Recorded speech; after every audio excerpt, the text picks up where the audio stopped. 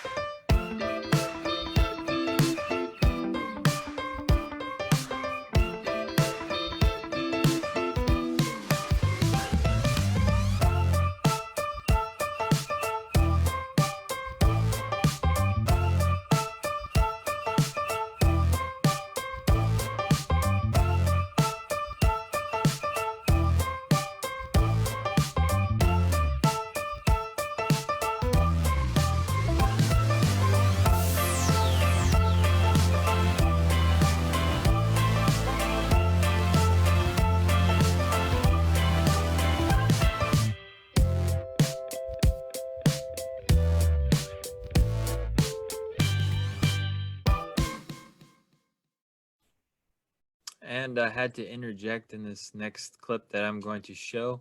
You can actually see the moment at which the rocket had reached its peak and started to move in an orbit fashion.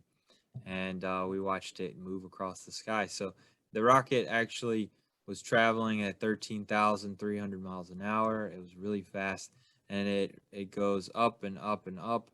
And then there's a point where you see boosters fall off, and then you also see it go up and up and up, and then it reaches a point where we actually had the live footage on, and they said they finally reached orbit, and then you don't see the contrail anymore. You start to see this little light. I mean, it was like a star, but bigger and brighter. And then it started to move in a fashion where it was kind of bouncing, but also moving left on the camera through the sky. And you can see this thing is now in orbit. It kind of looks like the International Space Station as it flies across the sky, but this was moving a little bit slower if than the International Space Station. If you've ever seen it move across the sky, it's pretty amazing. But check this out.